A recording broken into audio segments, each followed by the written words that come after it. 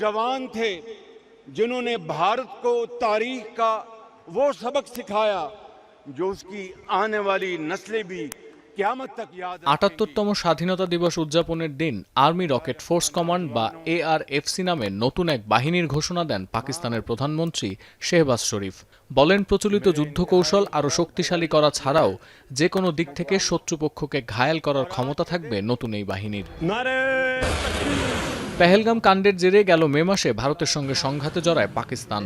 স্বাধীনতা দিবসের সন্ধ্যায় এই সংঘর্ষকে সত্য ও ন্যায়ের যুদ্ধ হিসেবে আখ্যা দিয়ে আবারও নয়াদিল্লির বিপক্ষে নিজেদের বিজয়ী ঘোষণা করেন শেহবাজ শরীফ।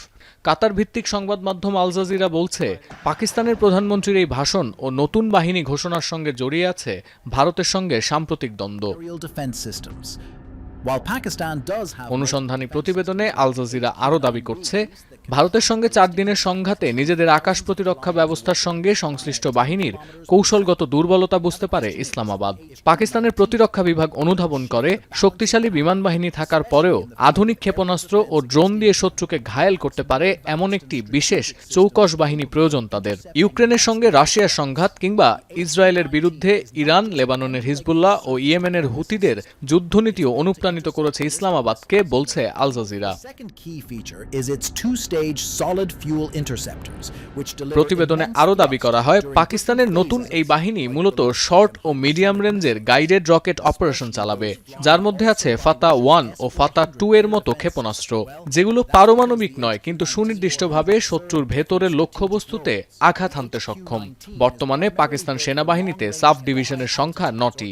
এয়ার ডিফেন্স ও সাইবার কমান্ড ছাড়াও আছে স্ট্র্যাটেজিক ফোর্সেস কমান্ড, যাদের কাজ পরমাণু হামলার কৌশল নিয়ন্ত্রণ করা।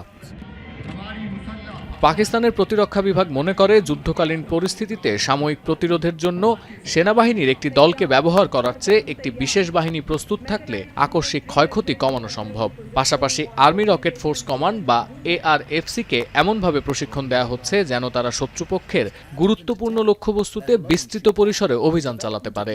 ইসলামাবাদের দাবি, এই সক্ষমতা একবার অর্জন করা গেলে শত্রুপক্ষকে ঘায়েল করতে পারমাণবিক অস্ত্র ব্যবহারের মতো কঠিন পদক্ষেপ নেওয়ার প্রয়োজন হবে না। যদিও সীমাবদ্ধতা থাকার পরেও 4 দিনের সংঘাতে নয়াদিল্লির বিরুদ্ধে শক্ত প্রতিরোধ গড়ে তোলে ইসলামাবাদ। ভূপাতিত করা হয় কয়েকটি ভারতীয় যুদ্ধবিমানও। সংঘাত থামার পর পাকিস্তানের প্রধানমন্ত্রী মন্তব্য করেন, আপাতত অস্ত্রবিরতিতে সম্মত হলেও সুযোগ পেলে আবারও যুদ্ধ শুরু করতে পারে ভারত। সতীর্থ কর্মকার, এখন বিশ্ব।